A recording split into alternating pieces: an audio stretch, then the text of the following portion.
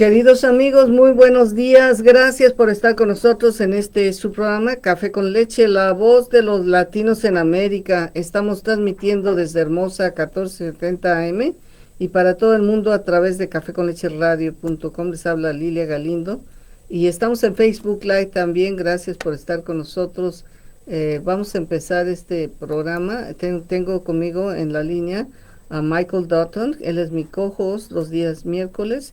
Y tenemos ahora de Highland High School a la subdirectora Jennifer Griffey. Good morning, both. Good morning. Can you hear me? Good morning. Hola. I can hear you. Okay. Good morning. Yes, I also can hear you. Good morning. Jennifer, welcome. Thank you very much. Michael, you can start with the first question if you want. Okay. How do I say your name again? Our guest. My name is Jennifer Griffey. Griffey. Jennifer Griffey. Good morning, Jennifer. How are you? Good morning. Thank you. How are you? And what do you do at Highland High School? I am vice principal of special projects, and we develop programs to support students throughout the campus. And what would you think? Well, what would you say is your most popular program that you administer? Our most popular program. Well, right now with all of the different things that are going on in our world, we have a lot of students who are going back and forth between being on campus and also doing distance learning still to some extent. So right now I work a lot with those programs as well so that we can still accommodate students and support them as they work and do their schoolwork in any setting that they need to be in for their safety and their health. So you're kind of the adjustment coordinator. Yes. Okay. Good. Very good. Let me translate it. That might be a question that every school gets, huh? I'm sorry, can you repeat that? I said it might be a new position that every school site will have. Yes, it looks like it these days.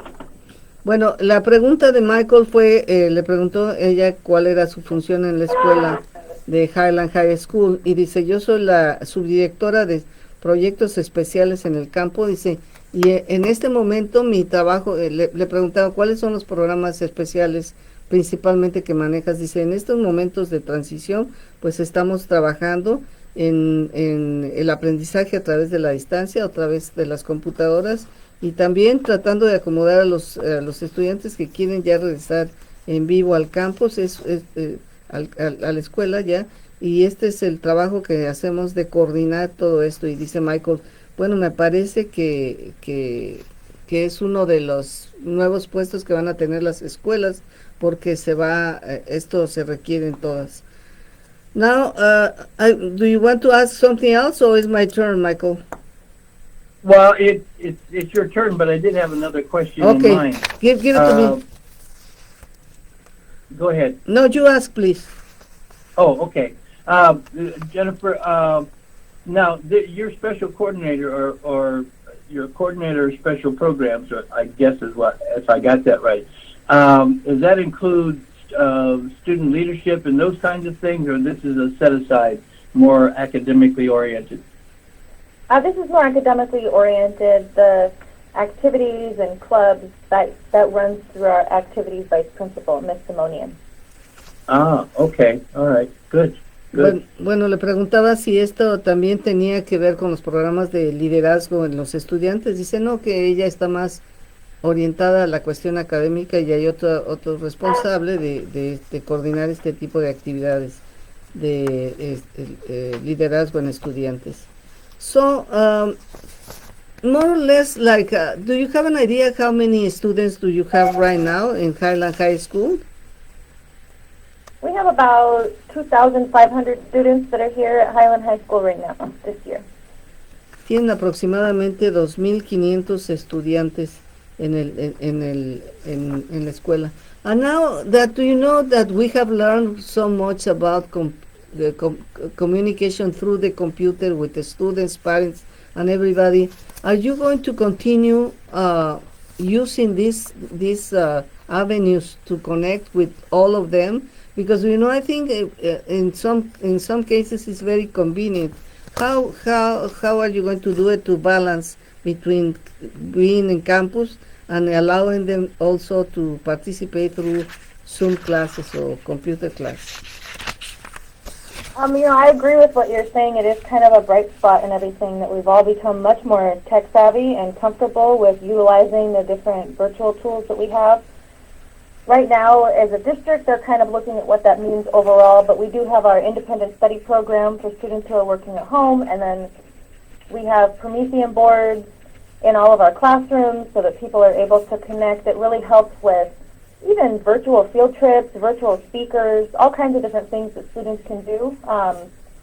Additionally, with the Chromebooks, everyone has gotten very used to using Google Classroom. So if students are doing independent study or if they have a short-term time that they're at home, they can still log into their Google Classroom and see all of their assignments. So it's, in that sense, an exciting time to see how all of those digital tools continue to help us with education and change things that maybe we weren't able to do 5-10 years ago, and now there's a whole new world of opportunity for us.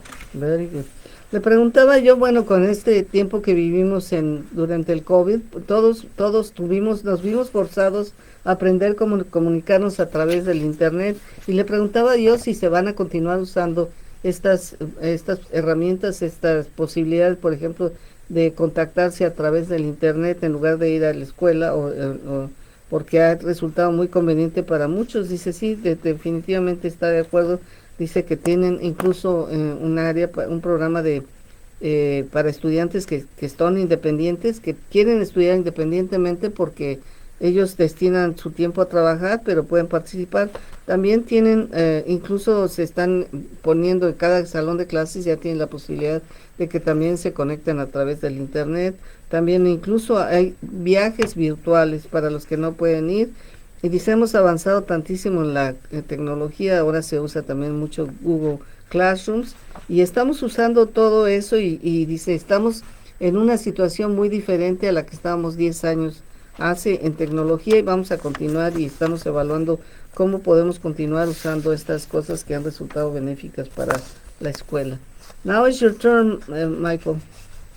Okay, Jennifer, how many of your 2,500 students, about how many are ride a bus? Ride a school bus?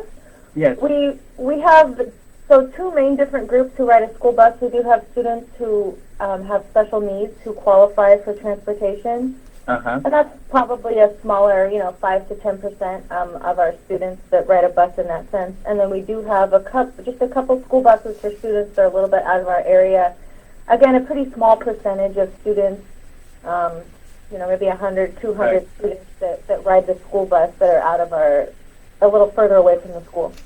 And of your bus riders, what do you think the percentage is that takes advantage of the distance learning? That takes advantage of it in what sense? So if they stay home, they don't have to ride the bus to school. Oh, for distance-wise, I don't know that it's that many students. I've seen it more happening for the health purposes. Uh-huh. So a smaller percentage of students who are doing independent study. I find a lot of kids, they like the school programs and all those activities like you were talking about before that are here at the school. There's just something about being at school and clubs and the socialization piece that I think students still really enjoy. So for the most part, I would say students still want to be here at school. Yeah. So today's teenagers want to go to school. They do. Hey, my own son, he was out for a little bit with his own medical, and then he wanted to go back before he needed to. Kids always say they don't want to be there, and then suddenly something happens, and everyone wants to go back. So it's definitely an adjustment that we've gone through this year, but I think ultimately there's a lot that we all experience here at school, and we all want to be here. Well, good. Hace rato le pregunté cuántos estudiantes tenía aproximadamente Highland High School. Nos dijo que 2,500. Michael le estaba preguntando ahora, ¿cuántos de esos 2,500 estudiantes usan el autobús escolar? Dice, bueno, tenemos entre un 5 y un 10% de la población que son calificados como de necesidades especiales que requieren transporte, y hay aproximadamente otros 200 estudiantes que viven fuera del área de acceso. Pero dice, la mayoría de los estudiantes prefieren ir a la escuela. Porque Michael también le preguntó si algunos estudiantes tomaban ventaja ahora de esta conexión a través del internet para no ir a la escuela. Dice, lo que pasa es que a los estudiantes les gusta asistir porque, bueno, pues hay, pertenecen a algunos clubs, hay la oportunidad de socializar, también, por muchas razones, les gusta ver a sus amigos, les gusta estar en la escuela. Dice, incluso yo tenía mi hijo que estaba enfermo y decidió regresar antes de que fuera lo necesario porque pues extrañaba todos sus compañeros y todas sus actividades. Así es que estas escuelas pues siguen atrayendo a todos los estudiantes para ir a aprender y a ver a sus amigos. Esto es excelente. Are you responsible for a program that is called Air Force Junior ROTC? Yes, I do work with our ASJROTC program. Tell us a little bit about that, please. So we have a lieutenant colonel here. He runs the program. Students can apply to join that program, and then they have a sequence of courses that they go through in their 4 years where they learn. They're outside doing their PT and their training. They're inside learning about aerospace science and a lot of different programs that they do in there. It's a very tight-knit program. They have their own culture. It's always nice to see programs like that on the campus where students are a part of a smaller community, even within our larger community here at the school site. They do activities and events and awards. It's really nice for our students. Perfecto. Le estaba yo preguntando si ella era responsable también de un programa que se llama es Air Force Junior ROTC. Y bueno, uno se pregunta siempre, ¿qué es eso? Y esto es un cuerpo de entrenamiento de oficiales de reserva junior de la Fuerza Aérea. Es un programa de capacitación que se exige por el título 10 del Código de los Estados Unidos, que está diseñado para educar y capacitar a los cadetes de preparatoria en ciudadanía, promover el servicio comunitario, inculcar la responsabilidad personal, el carácter y la autodisciplina. Y nos decía que, bueno, pues trabajan en aerociencia y les crean una cultura personal muy bonita y muy importante, y nos dijo que el teniente coronel Owen estaba ahí con ella. We're going to take a break and we will be back. Okay. El abogado Ángelo Campano ya ha sido elegido 3 veces como el mejor abogado del Valle del Antílope, así que si sales lastimado en cualquier tipo de accidente, solo llámale al 661-945-5300 y él ganará tu caso. Y si no gana, no le debes nada. No esperes más. 661-945-5300, 661-945-5300. Ángelo Campano, el abogado en quien la comunidad confía. Las vemos todos los días, pero la mayoría solo caminamos a la cabeza. Tiradas como basura, mereciendo ser tratada, los pelos valen alto. Sí, como 5 a 10 centavos por envase de bebida CRB. Al recogernos, las calles estarán más limpias e incluso tenemos dinero para ti. Pero necesitamos tu ayuda. Mira adentro de tu corazón. Oye, no se trata de corazón, sino de razón. Llama al 1-800 Vicente o visita la página web para tener información sobre cómo, al reciclar paquetes y latas, las cosas mejoran para ti, para nosotros y para Tampa. Vamos a empezar. Bueno, hello, good morning everyone. Buenos días a todos. Gracias por estar con nosotros en su programa Café con Leche, la voz de los latinos en América. Estamos transmitiendo desde Hermosa 1470 96.9 FM. Me acompaña Michael Dutton y la subdirectora Jennifer Griffey. Ella es la subdirectora de Highland High School y nos está hablando de sus responsabilidades. Es subdirectora de proyectos especiales y ya nos dijo un poco acerca de los proyectos especiales. Aquí en los controles me acompaña Denise. A ver, okay, Michael, it's your turn then. Well, it sounds to me like Jennifer is the head of the Space Force for high. Moving into the future. Yes, indeed, in a very admirable way. It sounds good, and it sounds like a serious component to the adjustments that are having to be made in the high school community there. Jennifer, I'm talking in terms of the future. Do you know about how many the percentage of your teaching staff that is Google certified? We had a really big push in the past years, actually before the pandemic, Yeah. Google certification. So I'd say, if I was going to put an estimate, around half or more of our teachers that took that opportunity, district-wide, a lot of people, working together collaboratively. And then it's like it went into immediate applications practice that no one anticipated, when suddenly then we were on distance learning and all those Google skills went right into action with Google Classroom. I think really made such a huge impact on the program, the academic program, that we were still able to offer students not being together. So it kind of was very, it was very timely that all of things worked out that way. Not timely to have a pandemic, but Yeah, I know. to be learning Google and getting Google certified just in time, really, to be able to put it all into practice.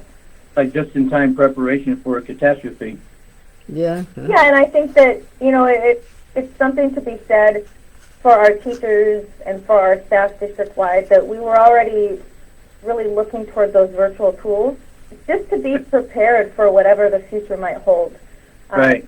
And we ended up in a situation where we needed to use those more than we ever thought that we would, but it was nice that we were already working on it as a district so much, so the transition, while very difficult, was not impossible, which it really could have been close to impossible.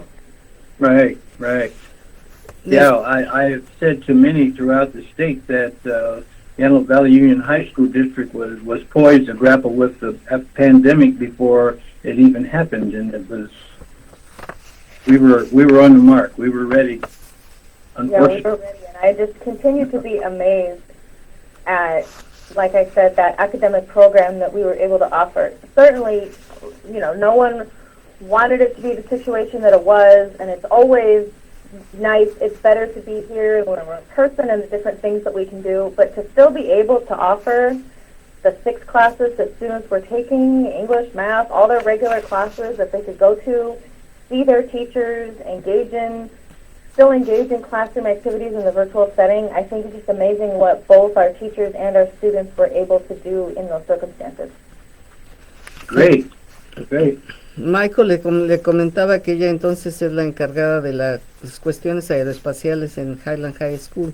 Y bueno, también le preguntó qué porcentaje de los maestros habían sido certificados, habían obtenido la certificación de Google.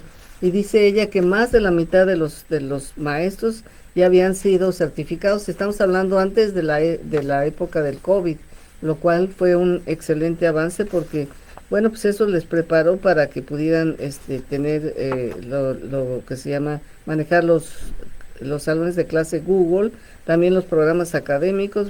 Ha sido de mucha utilidad, y nos preparó para el futuro, y afortunadamente se prepararon anteriormente.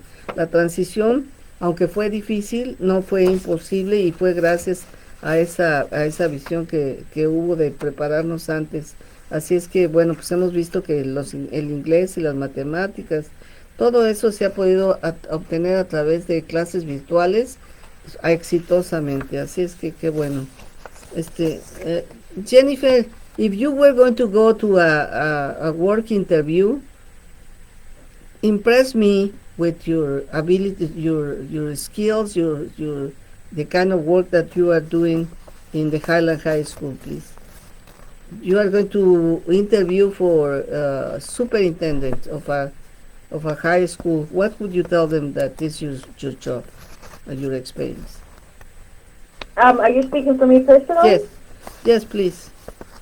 So, I think that what's really important in education, we always stay focused on supporting our students and working with them, and it's an ever-changing. Every single year we have new students, new situations, the world changes around us. Education itself is also tied to political changes and all kinds of curricular developments.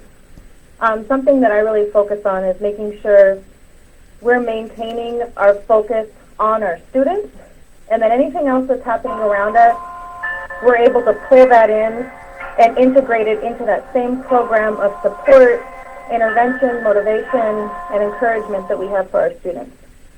So it can sometimes be overwhelming. You know, in education, there's so many different movements and trends and student needs and things that are happening all the time. But really, when we stay focused on knowing that we're here to support kids, we're here to help them as they reach and work toward their own academic goals, everything else that happens around us really is only to our benefit as we look at it and find the pieces of any of those things that are there to help us develop our programs for kids. Perfecto. Pues le estaba yo preguntando, bueno, si estuvieras en una entrevista para superintendente de algún distrito escolar, ¿qué les dirías acerca de ti, de qué es lo que haces? Dice, bueno, mi enfoque ha sido especialmente siempre apoyar a los estudiantes. Dice, vivimos en un ambiente de muchísimos cambios, la educación cambia, la situación política cambia, los currículums cambian, y lo único que yo me he concentrado es mantener enfocarme específicamente a todos los estudiantes, apoyarlos, a darles intervención cuando se requiere, motivarlos para que ellos puedan salir adelante. Así es que nuestro foco totalmente siempre es apoyar a los estudiantes. Michael, it's your turn. Okay, Jennifer, I know you're poised and ready to grapple with the future in your position, but with the future always being large on the horizon, what do you see your next move? What's going to be happening in the future for Highland in regards to what you do? You know, it's interesting because kind of like I was saying before, there's always things that are new and changing, but ultimately our job remains the same. We're here to support kids, and every year we get a new group of kids, and they come in ready to try to do their best and ready to try and succeed. As much as there may be areas in which they struggle or there's different challenges that they face, by and large, students that I see for any reason in any circumstance, they want to do well. And our job here is to just continue to meet them where they are, use the resources that we have as adults, as educators, as scholars ourselves, to support students in their own personal mission. And that's what I do in education, and that's what we'll continue to do for all of our students. Regardless of whatever happens in the world, here we all are supporting kids through their journey here at high school. Okay. Michael estaba preguntando qué ve ella en el futuro para su actual posición. Dice, bueno, a pesar de que he dicho que todo es muy cambiante, la situación es muy cambiante en todos los aspectos, dice, nuestro trabajo siempre es lo mismo, apoyar a todos los estudiantes. Siempre vienen nuevos grupos de estudiantes con diferentes necesidades, con diferentes dificultades, con diferentes retos, pero ellos quieren a progresar y nosotros les apoyamos en todo lo posible, les enseñamos a usar los recursos disponibles, les enseñamos a entender qué es lo que quieren y cómo pueden completarlo. Así es que esa ha sido nuestra misión como maestros y esa continuará siendo. So, do you have any other special project that you haven't mentioned before? Can you repeat that? Do you have any other special project that you haven't mentioned before? Like any you are the vice principal of special projects, no? Yes. What? So right now, something that we're really focusing on is trying to align staff mentors with students. What we found is that it's really a lot of our students right now could use that additional encouragement at school throughout their day, just to check in and see how they're doing, give them that extra push to get their work done, remind them that they can do it even when things are difficult. Right now, with this adjustment back, sometimes things can feel a little overwhelming for some of our students. So we've really tried to focus on aligning our staff resources and mentorship with our students so that we can be checking in and working with them in a more personal way. Le preguntaba yo si había algún otro proyecto especial que estuviera manejando. Dice, bueno, lo que estamos trabajando especialmente es poniendo mentores dentro de los trabajadores de la escuela, del staff, para ayudar a los estudiantes, porque han pasado por tiempos muy difíciles y están pasando por un periodo de ajuste. Entonces, nuestra meta es estarlos apoyando a través de proporcionarle todos los recursos para que ellos puedan salir adelante y darles el apoyo necesario con el staff suficiente. Así es que esto está muy bien. A ver, Michael, it's your turn. Okay, Jennifer, you talked about mentoring and setting people up to work with kids, and that kind of mitigate the trauma that happened for that year that your freshman had in junior high school under the conditions of COVID. And your job is going to get even tougher because intermediate schools, which is a 2-year program, basically, are going to send you 8th graders who had a 7th and 8th grade year under the impact of COVID, and they're going to have less and less socialization experiences, which is going to bring about, I think, a need for more mentoring and more support when they get to you. Maybe something to think about and focus for the future, I guess, huh? Yeah, it's always coming into the school year.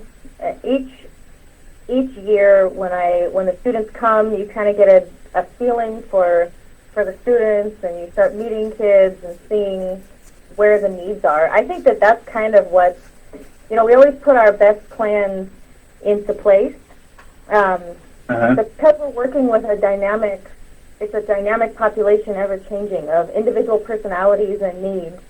We put our plans and our systems and our structure into place, and then we have to be ready to adapt to whatever happens once that school year starts. For the best plans we could make, we're talking about real people with real personalities and real situations, and some of it we can't anticipate. So that ability to have the plan and the structure there, but then to also be able to see, like you said, for next year, really just like last year, we kind of put all of our plans and structures into place, anticipating what we thought it might be like when kids return. Yeah. And then when they do, we say, okay, here's what we thought. Some of these things are the same. Here's things that we didn't anticipate. All right, now what do we do? Kind of, we're on the boat in the ocean, and we're rowing, and it's time to make some adjustments, and what can we do? So we'll continue to do that each year. But yes, I think that need for mentorship and student support is a growing need amongst our students in order for them to be able to access their academics in the way that they want to and that we want them to as well. Right. Bueno, Very good. Michael preguntaba de los estudiantes que vienen de 6º y 8º grado que se van a incorporar, cómo le van a hacer, porque vienen por esto del COVID de una situación muy difícil. Y bueno, está ella también diciendo que por eso es tan importante, o se han convertido muy importantes los mentores dentro de la escuela, porque es una situación que requiere de mucho apoyo para poderles ayudar en la transición, en volverse a adaptar a los tiempos normales. We are going to take a break and we will be back.